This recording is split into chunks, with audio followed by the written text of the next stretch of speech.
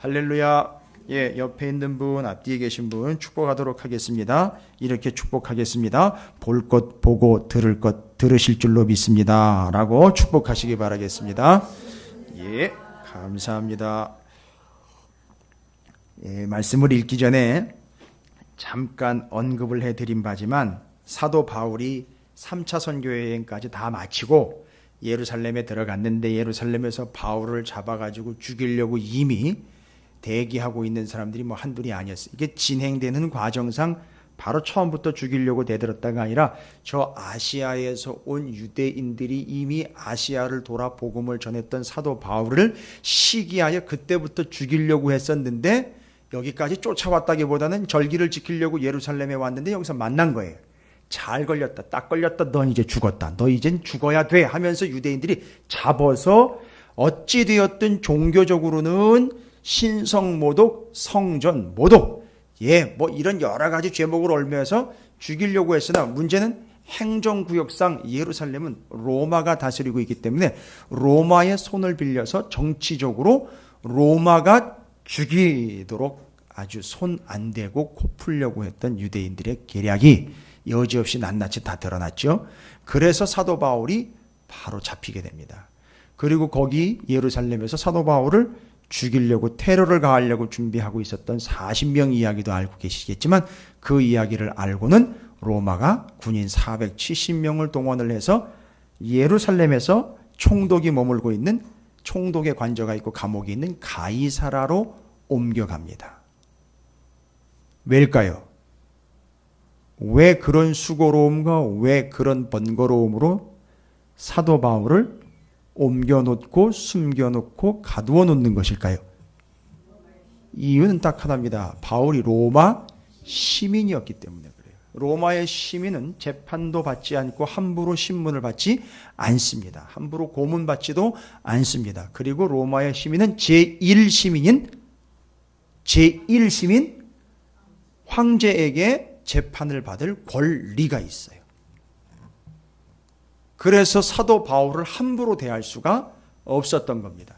자기의 입지가 위태해질 수도 있고 그러나 또 누구를 봐도 그렇겠죠. 뭐 유대인들을 봐도 그렇겠지만 사도 바울을 봤을 때에도 천부장이나 총독들은 이쪽 저쪽을 다 살펴야 되는 거죠. 이제 그 사람들도 마음은 아닐 거예요.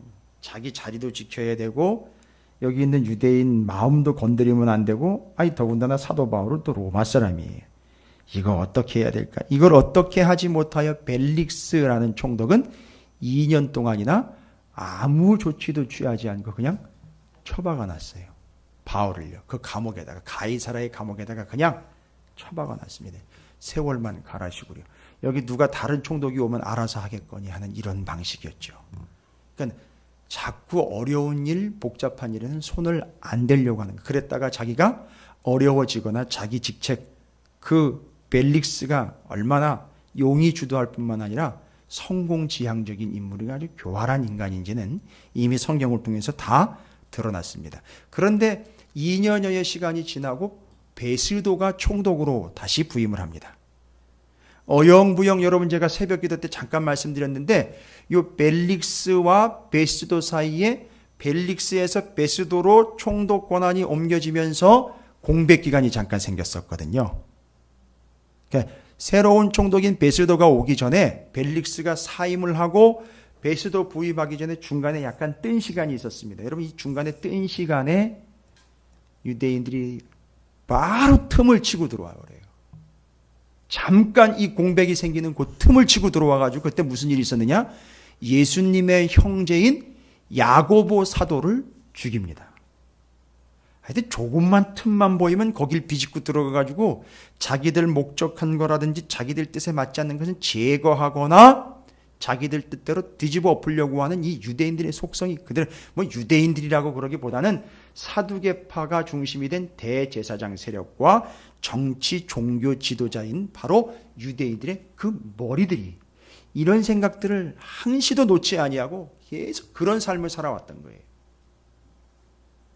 이게 정말 적나라하게 막 파헤쳐지기 시작을 하면 정말 무섭고요.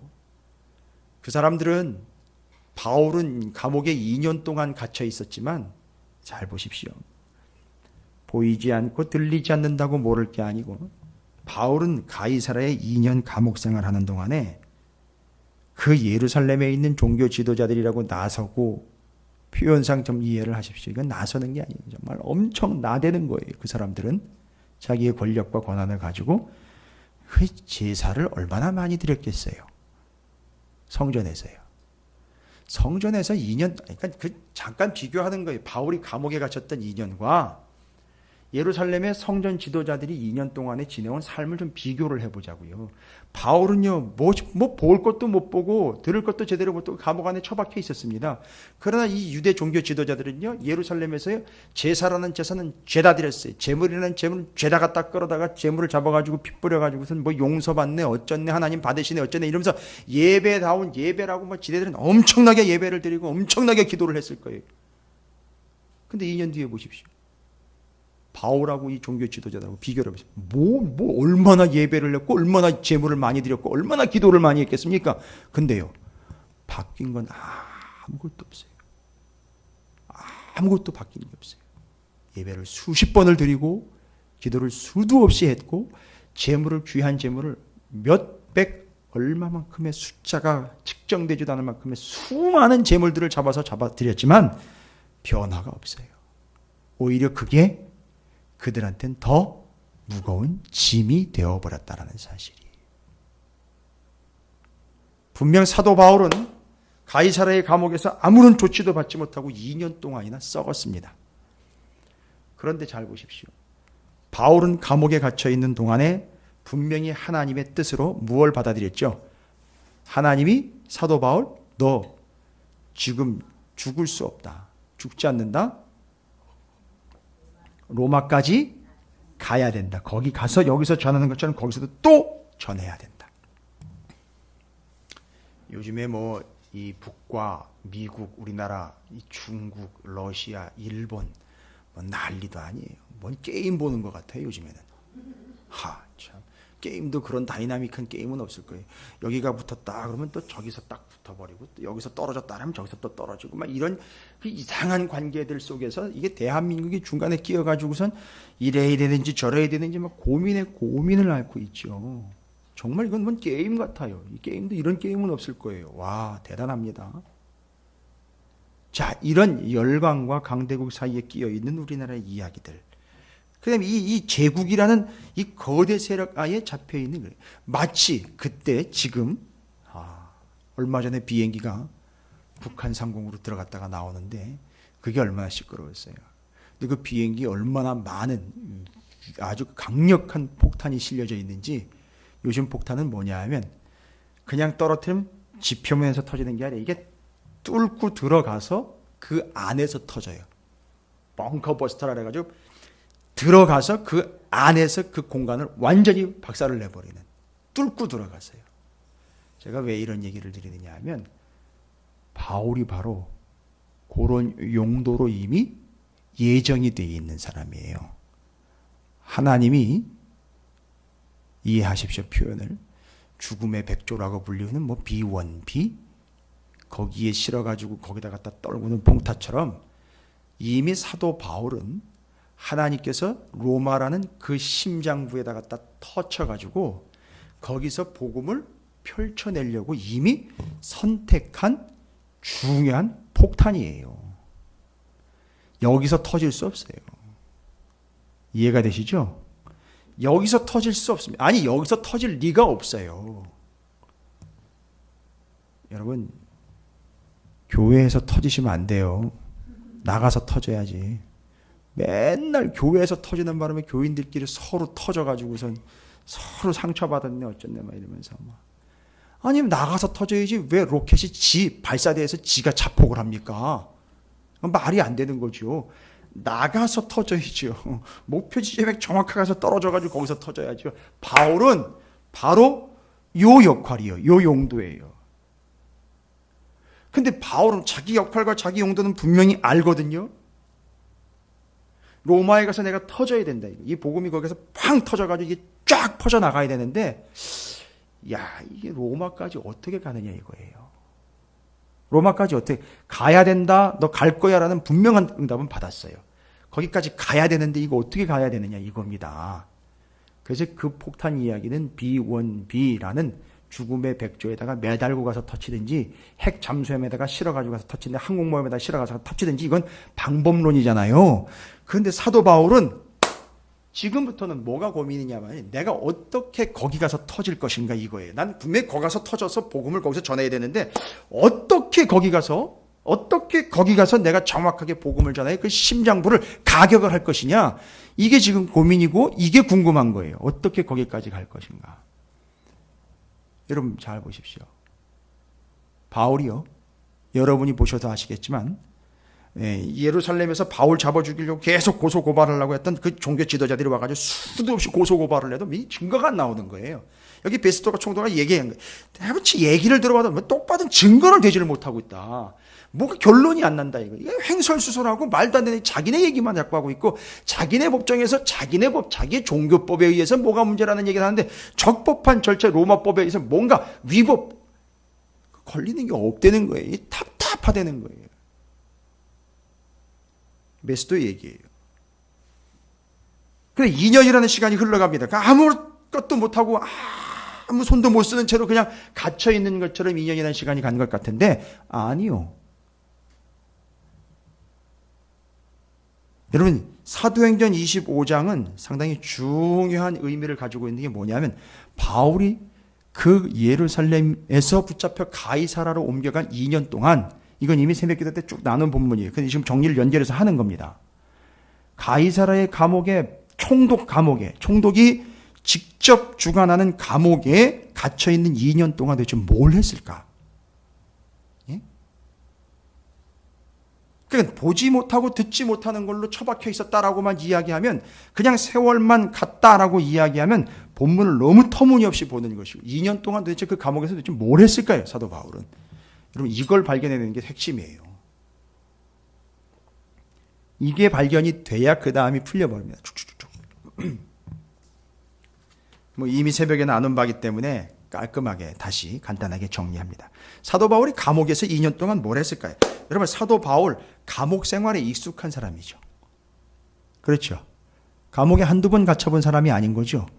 예, 이전에 선교 일정에서 보시면 어디에서 감옥에 갔었죠? 빌립보에서 바울과 실라가 감옥에 갇혔었어요. 그때 무슨 일이 있었는지 기억나시죠? 바울과 실라가 그 감옥에서 뭐 했는지요? 찬송과 기도했다라고 그랬어요. 이미 말씀은 들어있으니까 찬송과 기도할 때 그 놀라운 역사가 나타난 거죠. 문이 열려서 나가려고 했는데 간수가 지키다가 이거 놓쳐버리면 자기는 죽는구나 하고 자살하려고 죽지 말아라. 그리고 어떻게 해야 구원을 얻습니까? 라고 물어볼 때 그들이 바울이 뭐라고 얘기했죠? 예수를 믿으라 그리하면 너와 너 집이 구원을 얻으리라고 그 구원을 이루어내는 기회가 됐습니다. 그런 이야기 다 기억하고 계셔야 돼요. 그리고 사도 바울이요. 여기 가이사라에 2년 말고 이 가이사라에서 어디로 가게 되죠? 결국 로마에 가서 무슨 생활합니까? 펜션서 나들이 생활합니까? 아니요. 거기서 역시 감금당하는 감옥 생활을 합니다. 물론 사람들이 와서 만날 수도 있었고 일정한 자유는 보장이 됐으나 어쨌든 갇혀서 감옥 생활을 하게 됩니다. 그러면 전후에서 사도 바울이 감옥에 갇혔을 때 도대체 어떤 식으로 감옥 생활을 이어갔을까? 여러분 이게 먼저 떠올라야 되는 거예요. 그러면 가이사라에서 2년 감옥 절대 우리가 이야기하는 것처럼 그냥 세월만 가라시구려라고 목 놓고 기다리고 있었던 게 아니었다라는 거죠. 감옥 생활을 어떻게 했을까? 이걸 찾아내는 게 핵심이에요. 이게 성경을 아는 사람들이 발견할 수 있는 내용이에요. 절대 성경을 모르면 이건 대답 못하는 얘기예요. 목사님 그게 중요해요. 여러분이 만약에 감옥과 같은 현실이 여러분에게 닥친다면 여러분 뭐 하면서 그 시간을 보내시겠습니까? 예? 어떻게 대처하시겠습니까? 맨날 안아가지고 고무신 두들기면서 왜 나만 겪는 고난이냐고 맨날 이렇게 불평과 원망만 하시겠습니까? 왜 하필이면 나냐고 왜 하필 이때입니까? 라고 맨날 그렇게 원망만 하면서 불평만 하면서 다른 사람과 비교하면서 자기가 지금까지 얼마나 얼떡해 하나님께 헌금을 했고 얼마나 예배를 듣고 얼마나 기도를 많이 했는데 지금까지 내가 쌓아온 게 얼만데 왜 나한테 이런 식으로 대하시는 겁니까? 라고 뭐 이런 식으로 얘기하시겠습니까? 저 사람하고 비교해서 내가 못한 게 뭡니까? 떨어지는 게 뭡니까? 덜한 게 뭡니까? 라고 맨날 이렇게만 비교하시겠습니까? 예. 제가 여러분에게 저주하는 게 아니에요. 우리에게도 그런 바울이 2년 동안에 보지도 못하고 듣지도 못하는 상황 같은 그런 감옥과 같은 현실이 우리에게 닥쳐올 때가 있어요. 그럼 어떻게 보시겠습니까? 어떻게 하시겠습니까? 아예 나는 그런 거 지금까지 별로 겪어보지 않았고 내가 다 겪어봤는데 웬만하더라. 아니 그런 거 말고요. 정말 보이지 않고 볼 수도 없고 나갈 수도 없고 움직일 수도 없고 알 수도 없는 그런 깜깜한 감옥이요. 그런 것 같은 그 감옥 현실에 여러분이 처하게 된다면요. 어떻게 하시겠냐는 얘기입니다. 그걸 어떻게 그 시간을 보내실 거냐는 얘기입니다. 여기는 2년이라는 시간을 사도 바울이 어떻게 보냈는지 찾아내야 된다라고 제가 말씀드렸어요. 성경 모르면 절대 못 찾아냅니다. 성경을 모르면 절대 못 찾아내요. 제가 분명히 말씀드렸죠. 그 이전에 선교 일정, 빌립보에서 감옥 생활, 그 다음에 로마에서의 감옥 생활이요. 그거 찾으셔야 된다 그랬잖아요. 죄송해요. 이거 잘 연결해가지고선 대답할 수 있는 성도들 그렇게 많지 않습니다. 그렇다고 무시하는 게 아니에요. 이거 배워야 돼요. 말씀으로 배워야 됩니다. 제가 새벽에 말씀드렸고 지금 두 번째 말씀드리는 거예요. 이게 상당히 중요한 얘기예요. 어디가 잘난 척, 아는 척 하시라고 얘기 드리는 게 아니에요. 우리라도 똑바로 알고 있으라고 제가 말씀드리는 거예요. 로마의 감옥에서요. 물론 이 뒤에 얘기예요. 로마의 감옥에 갇히게 된 이후 가이사라에서 2년 감옥 뒤에 얘기지만 결코 따로 떼어놔서는 안 되죠. 여기에서의 2년이나 거기에서의 그 시절이나 사도 바울은 어땠을까요? 감옥 생활 똑같았지요. 환경이 똑같다는 게 아니에요. 여기 가이사라는 유대 땅이고 거기는 로마 땅이기 때문에 환경이 다르다 이런 얘기하는 게 아닙니다. 바울이라는 감옥에 갇힌 사람의 변함없음, 감옥에 닥쳤을 때에 어떻게 이걸 받아들였느냐는 똑같다는 겁니다. 그럼 그때를 보면 여기 가이사라에서 2년 동안 어땠는지가 답이 나온다는 겁니다. 그러면 그 로마의 감옥에서 어땠는지는 또 어떻게 알아야 돼요? 예? 로마의 감옥에서 또 어떻게 지냈는지 어떻게 알 수 있을까요? 저를 쳐다보셔야 답이 아무것도 안 나옵니다. 성경 밖에는 답이 없어요. 그렇죠. 서신서 내용을 보시면 아시잖아요. 자기가 감옥에 갇혀있는 주제에 교회에다가 편지를 써서 보내요. 우리는요, 요즘에 이렇게 얘기하면, 이렇게 진짜 자기가 감옥에 갇혀있는 신세면은요, 뭐라고 얘기합니까? 당장, 너나 잘하세요. 너나 나올 생각하시고요. 당신 생각이나 하세요. 라고 쏘아붙일 거예요. 그렇죠? 아니요. 근데 바울은 정확하게 에베소, 빌립보, 골로새 교회에 어떻게 살아야 하는지에 대한 정확한 답을 서신으로 찔러줍니다. 그럼 뭔 얘기입니까? 바울이 감옥 안에서 어떤 삶을 살았다는 거죠? 그런 삶을 살았으니 바울이 늘 하는 얘기 있었죠. 뭐라고 얘기를 해요? 이렇게 갇히는 것 외에는 다 나와 같이 되기를 원하고 뭐래요? 교만해서가 아니라 성도들 여러분 나를 본받길 원합니다. 라고 얘기를 했어요. 그래서 그 이야기를 해주는 거예요. 여러분 상당히 수준 높은 접근입니다. 이게 아무 데서나 아무나 이게 해당이 안 돼요. 성경을 붙잡아야지만 알 수 있는 거죠. 그런 2년 동안 어떻게 보냈을까요? 에베소서 5장 1절입니다. 이거는 사도 바울이 감옥에서 에베소 교회에 써서 보낸 첫 번째 편지입니다. 에베소서 5장 1절.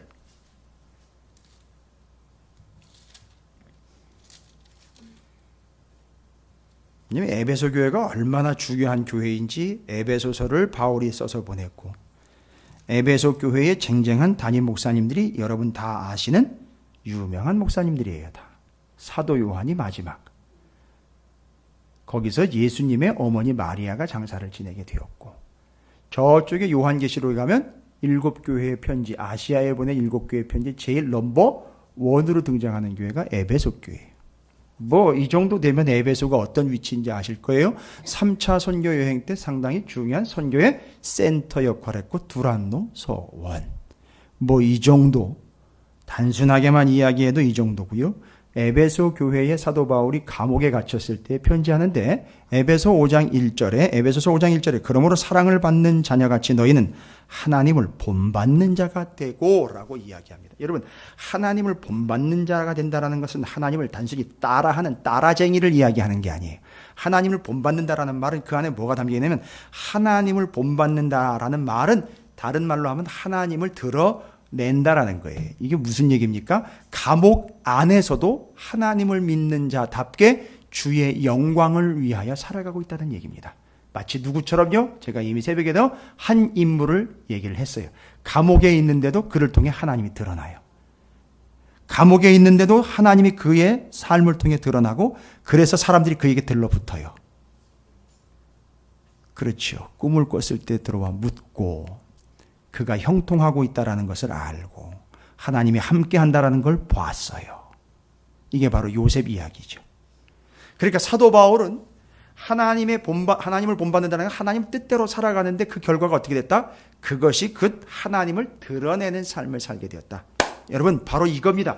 감옥 안에 있고 보지도 못하고 듣지도 못하는 삶인 것 같지만 그 열악한 환경에서도요, 그 갑갑한 환경에서도 뭐하며 살았다? 하나님께 영광을 돌리며 하나님을 드러내는 삶을 살았다는 얘기예요. 그러면 가이사라에서 2년 역시 아무것도 못할 것 같고 아무것도 못 듣고 아무것도 못 보는 것 같지만 아무것도 못하는 삶은 아니었다는 거지. 어떤 삶을 살았다? 그 안에서도 하나님의 영광과 말씀과 복음과 진리를 드러내는 삶을 살았다는 거예요. 불러 제낄 때마다 복음을 전하는 거죠. 이해가 되십니까? 그렇게 2년을 사는 겁니다. 하나님께 영광, 하나님을 본받는 삶을 살았다는 겁니다. 그 뒤로 가면 더 확실합니다. 빌립보서 4장 4절을 보시면요, 이렇게 기록되어 있습니다. 빌립보서 4장 4절, 더 가관입니다. 감옥에 갇힌 주제, 이런 표현합니다. 주 안에서 항상 기뻐하라. 내가 다시 말하노니 기뻐하라. 자기는 슬픈데 다른 사람에게는 울면서 짜증을 내면서 기뻐하라. 나는 그래도 이렇게 어렵지만 너희는 그래도 기뻐해야 된다. 이렇게 얘기했을까요? 아니요. 자기가 지금 현재 어떤 상태라는 거죠? 기쁜 상태라는 거죠? 자기가 지금 어떤 상태에 있다는 거죠? 주 안에 있다는 거예요. 여러분, 이 당시에 감옥은 어떤 감옥입니까? 일반적인 감옥은 바위를 파가지고 그 차가운 돌 바닥이에요. 여기 지금 물론 바울 로마에 갇혀 있을 때는 가택 연금 상태입니다. 꼼짝달싹 못하게 그냥 처박혀 있는 상태예요. 군인들이 지키고 있는 상태입니다. 그런데 이렇게 꼼짝도 못하고 있는 이런 열악한 상황을 뭐라고 결론을 내버렸습니까? 여기가 주님 아니라는 거예요. 여러분, 그렇게 고백하실 수 있을까요? 정말 주님 아니라고요? 여기가 주 안에 있는 나에게 딴 근심이 있으리라는 그 찬양, 맨날 찬양으로만이 아니라 정말 감옥 같은 그런 현실이 다가왔을 때 여러분 입술로 고백하겠습니까? 거기가 주님 아니라고? 그러면 거기서 벗어나고 싶습니까? 거기서 벗어나려고 알버둥을 칠까요? 아니요. 가능한 한 여기서 주님을 더 깊이 만나겠습니다라고 고백하겠죠. 거기가 주님 아니라면은요. 그러나 우린 말뿐이에요. 빨리 벗어났으면, 빨리 뛰쳐나가서 뭔가 일을 도모했으면, 그게 우리의 한계고 그게 우리의 믿음의 수준이에요. 아니요, 그건 믿음도 아닐 거예요. 어떻게 보면 바울은 고백을 합니다. 정리 끝냅니다. 여기가 주님 아닙니다. 그래서 뭐라고 고백합니까? 나는 기쁩니다. 주님 안에서 기뻐하지. 그러면 가이사라에서 2년 기간은요, 사도 바울은요, 울상, 죽상, 우거지상을 한 게 아니라 여기가 역시 뭐라는 거예요? 주님 아닌 거예요. 그래서 자기의 삶은요, 기쁘되는 거예요. 자기가 한 발짝만 나가면 자기는 죽는다는 걸 알아요. 죽이려고 지금 노리고 있는 자들이 한둘이 아니라는 걸 알기 때문에 나가면 죽는다는 거예요. 그러니까 여기는 주님 아닌 거예요. 보호받고 있는 주님 안, 그늘 안, 십자가 아래인 거예요. 정확하게 간파를 해냅니다.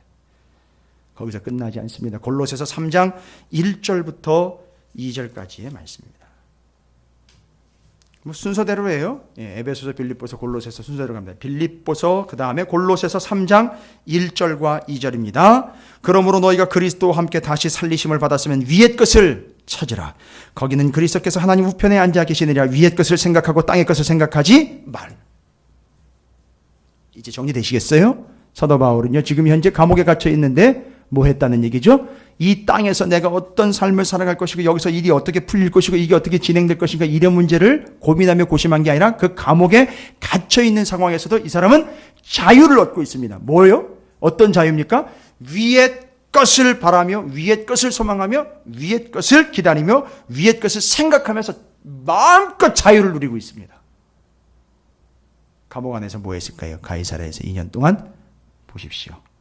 하나님을 본받아 주의 영광을 드러내며 여기가 주님 아니라는 사실을 믿음으로 기쁨으로 모든 이들을 감당해내고 있으며 여기서 얽매인 것 같고 그냥 여기서 땅바닥인 것 같고 여기서 구속받는 것 같지만 아니요 거기서 위의 것을 늘 생각하며 위의 것을 바라며 위의 것을 소망하는 하나님 영원한 것과 하나님의 나라를 늘 사모함으로 바라보며 생각하며 의지함으로 거기서의 삶을 2년여의 시간을 보낸 겁니다.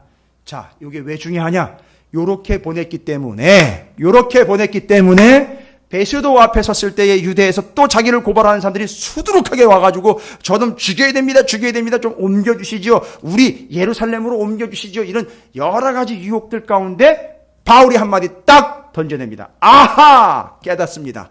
2년여의 시간을 그렇게 보냈기 때문에 정확하게 자기는 어디 가서 터져야 되는 로마의 심장부에 가서 터져야 되는 핵폭탄인데 어떻게 거기로 날아갈 것인가를 고민하면서 질문하면서 기다리고 있었는데 아하 이렇게 가는 거구나라는 걸 확실히 깨달았습니다. 그리고 뭐라고 선포를 해버립니까? 오늘 25장 10절 11절 말씀 보시죠. 바울이 이르되 내가 가이사의 재판 자리에 섰으니 마땅히 거기서 신문을 받을 것이라 당신도 잘 아시는 바와 같이 내가 유대인들에게 불의를 행한 일이 없나이다. 만일 내가 불의를 행하면 무슨 죽을 죄를 지었으면 죽기를 사양하지 아니할 것이나 만일 이 사람들이 나를 고발하는 것이 다 사실이 아니면 아무도 나를 그들에게 내어줄 수 없나이다. 내가 가이사께 상소하노라 한데.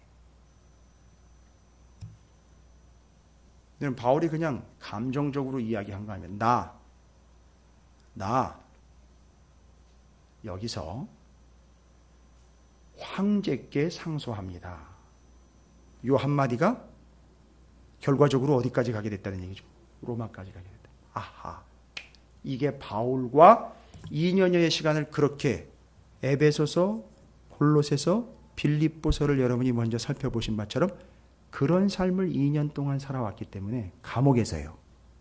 가이사랴에서도 2년이라는 시간 동안 그렇게 충분히 그런 삶을 살아왔기 때문에 정확하게 자기가 어떻게 날아가야 되는지 구체적인 방법이 퍼뜩 여기서 떠오를 뿐만 아니라 정리가 끝나버린 거예요. 어떻게 가야 된다? 감옥에 갇혔으나 여기서 풀려나는 게 아니라 여기서 더 구속되어 로마까지 잡혀가는 게 그게 그 핵심 심장부까지 날아가고서 터지는 방법이라는 것을 2년 딱 지나고 나니까 명확하게 터득한 거예요. 여러분 은혜 안 되죠? 이런 얘기 세상적으로 이야기하면 여전히 수준 안 되는 그리스도인들과 교회의 수준에 맨날 기복 이런 거 얘기하는 사람들한테는 절대 이해가 안 되는 거죠. 그렇게 2년 동안 그런 식으로 신앙생활 열심히 했으면 당장 풀어주셔야죠, 하나님이. 바울은요. 바울 수준 우습게 보지 마십시오.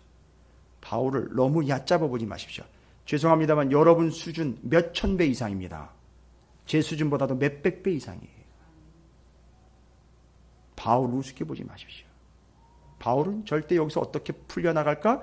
여기서 어떻게 살아나갈까가 아니라 어떻게 로마의 심장부에 가서 내가 터져야 되는가를 정확하게 2년 동안 골로새서, 에베소서, 빌립보서 여러분이 그냥 살핀 게 아니라면 그런 관점과 그런 믿음으로 계속 질문을 했어요. 하나님 어떻게 날라가 터질까요? 어떻게 날라가 터질까요?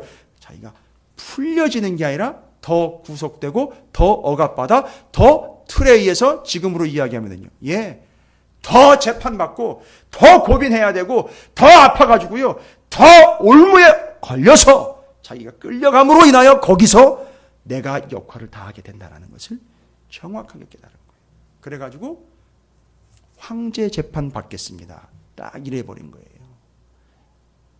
그 결과 바울이 B1B, 핵 항공모함, 핵 잠수함과 같은 거대 로마호를 타고 로마까지 갈 수 있었던 거예요.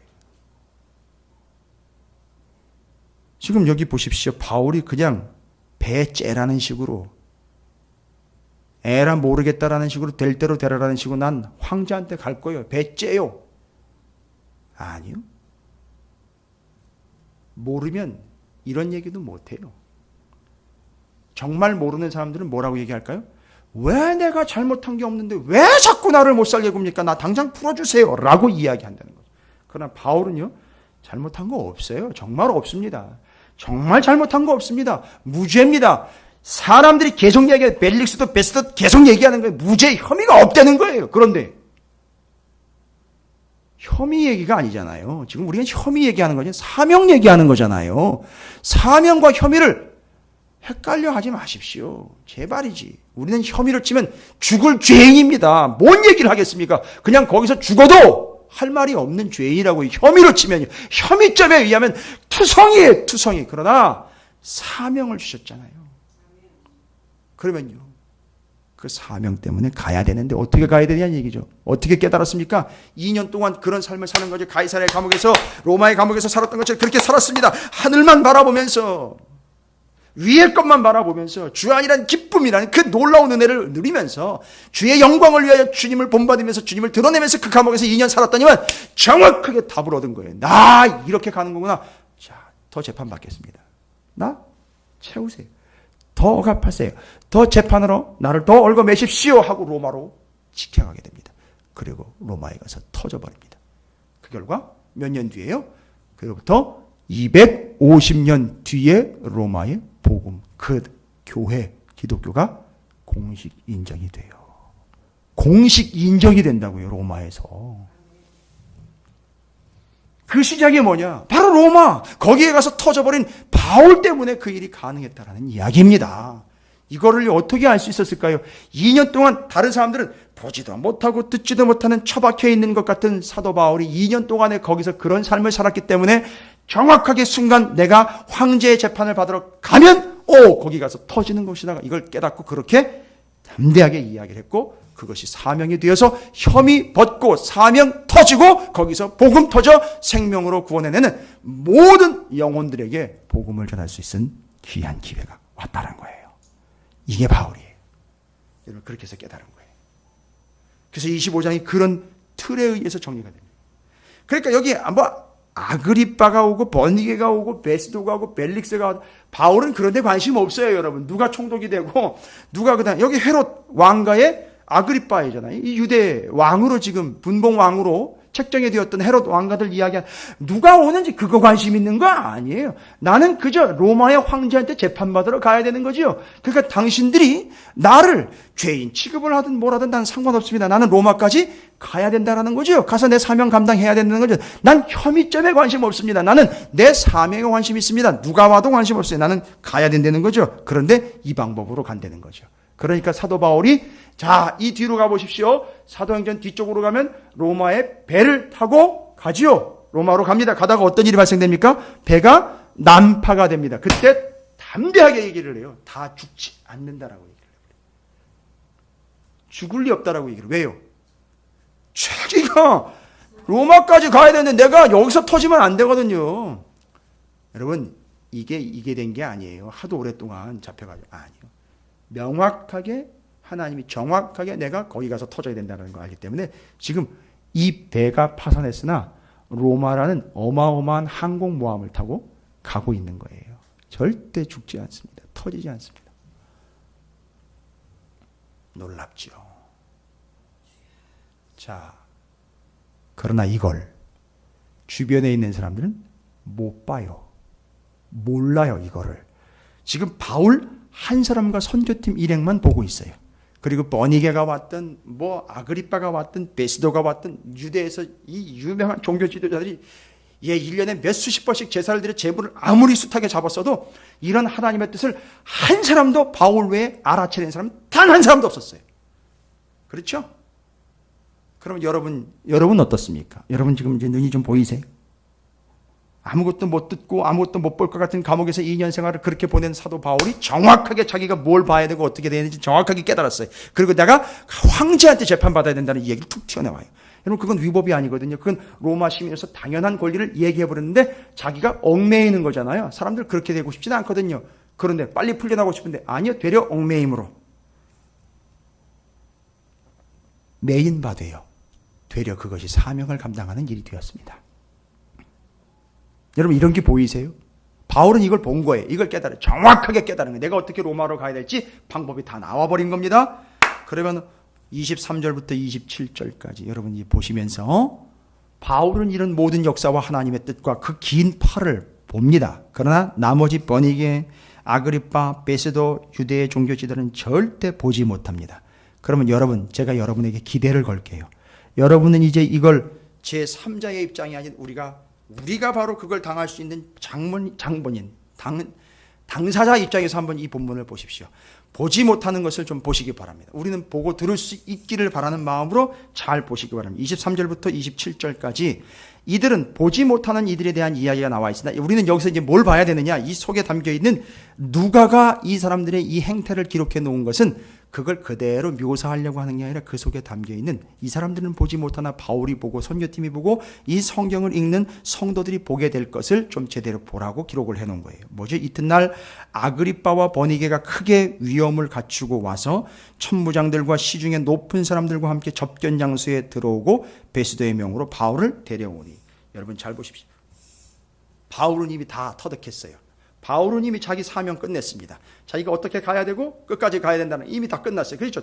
이거 지금 바울이 감옥에 갇혀 있었기 때문에 감각이 다 둔해졌고 아무것도 모르게 된 게 아니라 이미 다 터득을 해요. 다 알아서 다 보이게 되죠. 다 보는 겁니다. 그런데 그 바울 앞에 누가 나타납니까? 아그리빠와 버니게가 어떤 모양으로 나옵니까? 위엄을 갖추고 와서 시중에 또 높은 사람들과 함께 와서 그러면 사도 바울 앞에 얼마나 거들먹거렸겠습니까? 그렇죠? 얼마나 위험 있는 척했고 얼마나 뭐한 척했겠습니까? 자기가 높은 척했겠죠. 그러나 바울은 그게 보이질 않아요. 바울은 그게 보이는 게 아니에요. 정말 위험이 있고 정말 높은 바. 여러분 사도 바울은 뭘 본다 그랬죠? 위의 걸 본다 그랬죠. 그럼 여러분 왜 이런 표현을 여기다 썼을까요? 누가가 왜 이런 상황까지 기묘사를 했을까요? 지들이 아무리 위험 있는 척하고 아무리 높은 자처럼 바울 앞에 우뚝 서도 바울은 그들을 보는 게 아니라 그들보다 더 높으신 하나님 우리 구주 예수 그리스도만 보고 있다는 사실에 여러분 우리가 이걸 봐야 된다는 걸 얘기하는 겁니다.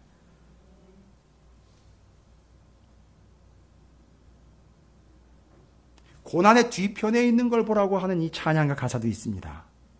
여러분 우리는 그건 단순히 감정적인 그런 멜로디를 섞어 우리의 이 마음을 움직이려고 하는 그런 가사의 선율이 아니라 지금 우리는 이제 사도 바울이 2년여의 시간 동안 정확하게 자기가 어떻게 되고 어떻게 가야 되는지를 정확하게 간파하고 볼 수 있었던 바 이제 사도 바울은 이런 게 보이지 않는 거죠. 위에 게 보이는 거죠. 본질이 보이는 거죠. 위험 있는 자 누구다? 하나님이시고 가장 높은 분 하나님만 높여드리는 것 이게 보이는 거예요. 여러분 우리도 이걸 봐야 됩니다. 오늘날 교회와 성도들이 이걸 볼 수 있어야 되거든요. 이걸 볼 수 있게 되려면요, 오늘 본문의 내용으로 추정을 하면 바울은 몇 년에 뭐를 겪었다는 얘기죠? 2년의 감옥 생활을 겪었어요. 그리고 명확하게 볼 수 있고 들을 수 있는 귀와 눈을 갖게 되는 거예요. 됐죠? 어떤 영적인 은사를 받아야 보고 듣는 게 아니에요. 갑자기 오늘날 하늘로부터 번개처럼 성령의 은사라든지 신비한 은사가 뇌리를 뒤통수를 후려치는 바람에 이 사람이 예언을 하게 되었고 보게 되었고 듣게 된 게 아닙니다. 솔직히 말하면 좀 위험이 있지요. 그거는 참 위험성이 있어요. 왜냐하면 검증이 안 된다는 게 위험성이 있는 거예요. 그러나 여기서 사도 바울은 2년 후에 아무것도 못 듣고 아무것도 못 보는 것 같았으나 바울의 옥중서신의 내용들의 삶이 2년 동안 그렇게 고스란히 여기서도 지켜졌고 자기가 어디로 가야 되고 어떻게 가야 되는지 정확하게 깨닫게 됐고 그리고 이제는 볼 것 볼 수 있고 들을 것 들을 수 있게 됐다는 측면에 가장 높은 분, 가장 위험 있는 분, 가장 위의 것, 가장 높은 것 하나님 아버지와 우리 구주 예수 그리스도를 아무리 높은 채하며 아무리 위험 있는 채 담겨들어도 자신에게 가장 높고 위험 있는 분은 하나님 아버지와 우리 구주 예수 그리스도 외에는 없습니다. 절대 기죽지 않습니다. 됐습니까? 이걸 보는 겁니다. 여러분 24절 25절입니다. 베스도가 말하되 아그리빠 왕과 여기 같이 있는 여러분이여, 당신들이 보는 이 사람은 유대의 모든 무리가 크게 배치돼 살려두지 못할 사람이라고 하여 예루살렘에 와 여기서도 내게 청원하였으나 내가 살피건대 죽일 죄를 범할 일이 없더이다. 그러나 그가 황제에게 상소한 고로 보내기로 결정하였나이다. 잘 보십시오. 24절과 25절을 보면 사도 바울을 죽이네 살리네 이걸 누가 지금 왈가왈부하고 있죠? 예? 사도 바울을 죽이네 살리네 왈가왈부하고 있는 사람 두 부류를 빨리 찾아내 보십시오. 그렇지요. 유대인들이 와가지고 저거 죽일 놈이다, 저거 살아선 안 되는 놈이다라고 난리를 쳤습니다. 유대인들이요, 바울 죽어 마땅한 자 죽이려고 했고 죽일 도모까지 했죠. 그리고 거기다가 참 이성적인 것 같고 행정관으로서 당연한 것 같으나 바로 베세도 역시 뭐라고 착각을 하고 있죠? 내가 살피건대 죽일 죄를 범한 일이 없더이다. 자기가 또한 죽이고 살리고 하는 문제에 자기가 또 판단하는 거죠. 보십시오. 베스도가 됐든 유대 종교 지도자들이 됐든 사도 바울을 어떻게 하려고 합니까? 생사 박탈권을 마치 자신들이 가지고 있는 것처럼 착각합니다. 21절을 보십시오.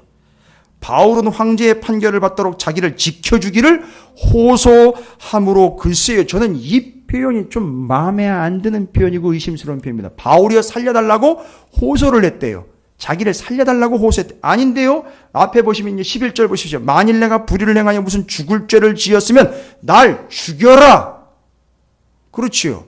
그런데 베스도가 뭐라고 얘기를 합니까? 자기한테 살려달라고 호소를 했대요. 자기를 지켜달라고 호소를 했답니다. 여러분, 살고 싶어 살려달라고 이야기한 게 아니에요. 그렇다고 죽고 싶어 환장한 것도 아닙니다. 자기의 사명이 명확하기 때문에 자기의 생사 박탈권은 사람들, 유대 종교 지도자들과 베스도, 심지어는 로마의 황제에게 있는 게 아니라 내 생사 박탈권은 하나님에게 있다는 거예요. 그러니까 누가가 그걸 정확하게 간파를 하고 여기다 콕 찍어가지고 얘기를 하는 거예요. 첫 번째는 뭘 얘기했습니까? 가장 위험 있고 가장 높은 존재는 여기 앉아있는 황제도 아니고 유대 종교지도 아그리빠도 아니고 베스도도 아니요. 가장 위험 있고 가장 높은 존재는 저 위에 계신 하나님 아버지, 우리 구주 예수 그리스도요. 내 생사 박탈권을 가지고 있는 존재는 당신도 아니요, 유대의 종교 지도자들 그 떼거지도 아닌 하나님이 내 생사 박탈 여부권을 가지고 계신다. 정확하게 얘기를 하는 거예요. 여러분, 제가 왜 이런 2차적인 해석을 하는가? 이건 2차적인 해석이 아니라 보지 못하는 걸 보게 된 걸 얘기 드리는 거예요. 이걸 보시라고 말씀드리는 거예요. 제발 좀. 오늘날 교회와 성도들이 볼 것 보지 못하고 보고 싶은 것만 보고 있으니까, 듣고 싶은 것만 듣고 있으니까 어떤 운명이 되어버렸습니까? 매일 제발 좀 이런 문제에서 빨리 좀 해결되게, 빨리 좀 벗어나게 해주세요. 이 수준에서 머물고 있는 거예요. 복 좀 더 주세요. 이 수준에서 머물고 있는 거예요. 여러분, 유대 사두개인들과 바리새인들이 보면은요, 사도 바울은요, 감옥에 갇혀 있는 내내, 그 사람들한테 아주 밥이 됐겠죠. 감옥에 갇혀 있는 사도 바울을 보면서 바리새인과 사두개인들은 뭐라고 얘기했겠습니까? 그놈이 그런 짓을 했으니까 그런 위기의 상황에 처한 거예요. 여러분, 똑같잖아요. 이거 어디서 나온 겁니까? 구약 성경에. 그러니까 그럴 짓을 했으니까 그런 걸 겪고 있는 거지. 네가 죄를 쳤으니까 거기 처박혀 있는 거지. 욥기의 욥의 친구들이요, 맨날 하는 얘기가 그 얘기 아니었습니까? 바로 그거예요. 자, 보지 못했던 것들을 또 한번 볼까요? 26절입니다. 그에 대하여 황제께 확실한 사실을 아랠 것이 없으므로 신문한 후 상소할 자료가 있을까 하여 당신들 앞, 특히 아그리빠와 당신 앞에 그를 내세웠느니라. 세상은요, 계속 뭘 찾아요? 자료 찾는데 정신이 없어요. 뭐예요? 자기 걸, 또 내 입지를, 내 입장을, 또 내 자리를 조금 더 나은 것과 조금 더 좋은 것을 위하여 조금 더 나은 자료. 예전에요, 제가 이 충청 연회에 있을 때 연회를 하면, 연회 아니에요, 연회 애니얼 컨퍼런스입니다. 연회를 하면 자꾸 자꾸 성도들이 그래가지고선 목사님이 연애하러 간다고, 광고 때 꼭 연회라고 광고를 하면 꼭 연애하러 간다고 이렇게 얘기를 똑바로 좀 얘기를 하시라고. 어르신들, 권사님들, 연대되신 권사님들이, 우리 목사님 연애하러 가셨어요. 연회라고요, 권사님, 연회. 그런데 그 연회하는 그 앞에 보면 이제 큰 교회에서 하잖아요. 많은 분들이 모여야 되니까. 그러면 자료를 파는 분들이 있어요. 자료. 어떤 자료냐면 목회 자료 같은 거. 죄송해요. 설교 자료. 이런 거 파는 분들이 많이 와요. 그러면 거기에 꼭 모이는 분들이 있어요. 꼭 찾아가는 분들이 있어요. 그러면 꼭 물어보는 게 있어요. 뭐 좋은 자료 나왔어요? 자료 찾느라고 난리. 자료 찾느라. 좋은 자료, 새로운 자료. 여러분, 죄송합니다만 목사가 말씀 준비하는데 자료 찾다가 볼일 다 봅니다. 말씀 전할 때 자료 찾다가 날 셉니다. 제가 왜 이런 얘기 드리는지 아시세요?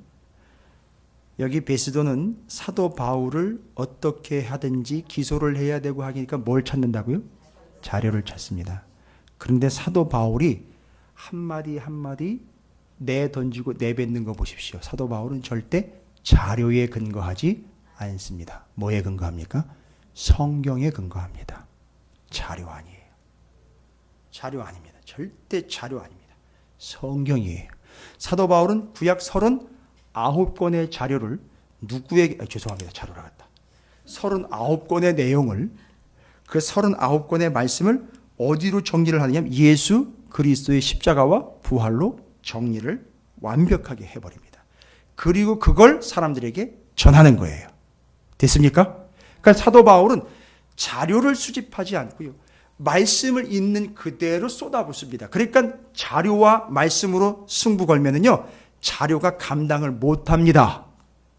이 말씀이 얼마나 방대하고 놀랍고 파워풀한지 절대 자료 가지고 덤비는 요 작자들은 말씀을 이길 수가 없어요. 할렐루야. 그러니까 여러분, 제가 지금 여러분에게 자료를 제공해 드리는 것 같아요? 말씀을 전하는 것 같아요?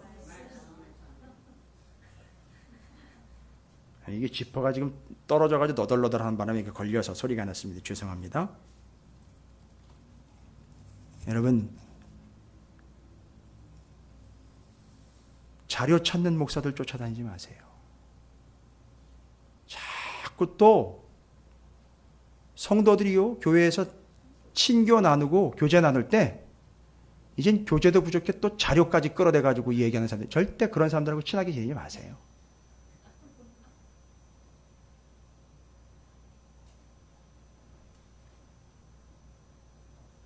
말씀 가지고 씨름하는 사람들 곁에 붙어 계세요. 그리고 여러분이 되든 안 되든 말씀 가지고 그 말씀에 근거하여 삶을 살아가려고 부더니도 발버둥치는 그들 곁에서 피투성이가 되어 피 흘리기까지 말씀 붙잡고 살아가세요. 그게 정답이에요. 여기 지금 베스도는 상소할 자료를 찾았으나 이미 바울은 자료에 넘어갈 사람이 아니에요. 이미 말씀으로 정리 딱 끝난 사람이에요. 율법과 선지자의 39권 그가 바로 누굴 이야기하고 있다? 예수 그리스도를 얘기하고 있고, 이 예수가 십자가에 죽으셨다가 부활하셨어. 부활이요! 라고 가는 곳마다 선포합니다. 이게 바울이에요. 절대 바울은 자료 얘기하지 않습니다. 여러분, 우리는 자료로 되는 게 아니라 말씀으로 들이대는 사람들이에요. 할렐루야. 예, 말씀으로 들이대세요. 자료, 예, 위험합니다. 한계입니다. 그 자료에 자기가 걸려 넘어집니다. 보세요. 그 자료에 자기가 걸려 넘어져요. 말씀 전할 때 자료 갖다가 짜집기 한 거 자기가 거기에 걸려 넘어지게 돼 있어요. 그냥 말씀 있는 그대로 전하면 되는 것이죠. 안 되면 읽고 끝내버려야 되죠. 끝으로 27절입니다. 볼 걸 봐야지요. 우리가 또 마주. 그 죄목도 밝히지 아니하고 죄수를 보내는 것이 무리한 일인 줄 아나이다 하였더라. 여러분, 뭐예요? 죄목도 없는데 죄인으로 지금 붙잡고 있는 거죠? 왜일까요? 여러분, 죄목도 없는데 죄인으로 붙잡아가지고 잡아 죽인, 유일하게 완벽하게 무죄였는데 죄인이 되어서 죄값을 담당하여 인류의 구원을 얻게 하신 예수 그리스도. 뭘까요? 지금 여기서 뭘 봐야 될까요? 사도 바울 이야기를 하면서 누가는 27절에 죄목을 밝히지 않고, 죄목을 밝히지 않던 여기는 죄목을 찾지 못했다는 거예요. 그런데 자기는 뭐 해야 되겠다? 나는 죄인이 되어서 누구한테 가야 되겠다? 로마의 황제 앞에 가야 되겠다? 나 황제랑 맞짱 뜨겠다는 얘기 아니잖아요. 죄인이 되어서 로마에 가서 터져. 마치 누구처럼요? 예수 그리스도처럼 십자가에서 돌아가심으로 인류를 구원해내는 것처럼 내가 죄인의 신분이 되어서 예수님처럼 거기 가서 복음을 터침으로 예수 그리스도의 복음으로 거기를 구원해내기를 원합니다라는 걸 볼 수 있어야죠. 1차적으로 누가는 이걸 다 봤다는 거죠. 여러분, 이게 보이십니까? 여러분, 그래서 23절부터 27절까지는요, 정확하게 누가가 보지 못하는 사람들과 보는 사람의 입장에서 보이는 것과 보이지 않는 것을 정확하게 간파해가지고 본 사람들의 내용을 역설적으로 다 보지 못하는 자들의 내용으로 포장을 한 거예요. 그러나 우리는 이걸 읽으면서 뭘 봐야 된다는 거죠? 거기 속에 담겨 있는 하나님을 보셔야 되고요. 가장 위험 있고 높은 하나님을 보셔야 될 것이고, 생사의 박탈 여부는 누가 가지고 있다? 하나님과 우리 아버지 예수 그리스도, 그분이 가지고 계신다는. 여러분, 상소하려고 할 때, 뭔 문제를 해결하려고 할 때, 뭔가 이야기하려고 할 때 자료를 그때 긁어 모아가지고 들이대는 사람들 앞에서 우리는 뭐로? 말씀으로 승부를 걸어야 된다라는 이야기를 했고, 또한 죄목도 없음에도 불구하고 죄인이 되어 십자가에 달려 돌아가신 예수 그리스도와 같이 죄인이 아님에도 불구하고 죄인이 되어 로마로 가서 로마의 복음을 터쳐버려 그들을 250년 뒤에 이게 공식적으로 인정을 받게 할 뿐만 아니라 거기 있는 영혼들을 구원해내는 사도 바울의 역할이 누구와 닮아 있더라? 그가 믿는 바 예수 그리스도와 너무너무 닮아 있더라. 할렐루야. 여러분, 이게 보이십니까? 이걸 보시기 바랍니다. 저는 지난 3일 동안 이거를 봤어요. 이게 보였어요. 정확하게 이야기하면 23절부터 27절까지를 이렇게 보고 전해주고 있는 설교라든지 주석은 없더라고요. 그런데 제가 하나님이 보여주신 바 이걸 볼 수 있게 되었어요. 바울이 왜 못 봤겠습니까? 봤겠지요. 누가가 봤어요. 그렇기 때문에 이렇게 적어놓은 거예요. 선교팀 일행이 봤겠지요? 그러니까 바울을 로마로까지 끝까지 쫓아갔겠죠. 예, 여러분, 이제 우리는 그렇게 봐야 됩니다. 그리고 그 감옥 생활 어떻게 보냈는지 정확하게, 그리고 자기가 어떻게 가야 될지 정확하게, 그리고 봐야 될 것 정확하게, 요거 세 가지 잘 정리하시기 바랍니다. 이게 지금 순서대로 잘 이어져 가고 있다는 거 여러분이 좀 센스 있게, 믿음의 센스를 가지고 좀 보시고 여러분의 삶에서 이런 결론에까지 이르게 되시기를 주님의 이름으로 축원을 드립니다. 처음에는 어떤 환경이 우리에게 닥친다고요? 아무것도 보지 못하고 듣지도 못하는 모압 같은 상황이죠. 감옥과 같은 상황에서 하나님이 정확하게 나를 어떻게 이끌어 가신가를 응답을 받아내고, 그 다음에는 어떤 삶을 살게 됩니까? 다른 사람들은 보지 못하나 거기 감옥에 갇힌 그는, 장본인은 보게 되는 것. 그래서 하나님이 정확하게 어떤 분이시며 어떻게 되는 것인지를 정확하게 볼 수 있게 됐다는 것. 와우! 결론입니다. 볼 수 없을 것 같고 들을 수 없을 것 같은 절박한 상황에서 결국은 우리의 영혼이 어떻게 된다라? 볼 것을 보고 들을 것을 듣게 되더라는 거죠. 누구처럼요? 사도 바울처럼. 정확하게 성경으로 이야기하면 사도행전 25장의 바울처럼 가이사에서의 2년이 그냥 공세월이 아니었다라는 것을, 감옥에 갇혀서 그냥 못 보고 못 듣는 삶을 살아가는 장애를 가진 자의 삶을 살아갔던 것이 아니라 정확하게 나중엔 보고 정확하게 들을 수 있고 그것을 전할 수 있었던 놀라운 삶을 살게 되었다는 사실. 여러분이 그런 삶을 사는 장본인들이 되시기를 주님의 이름으로 축원을 드립니다.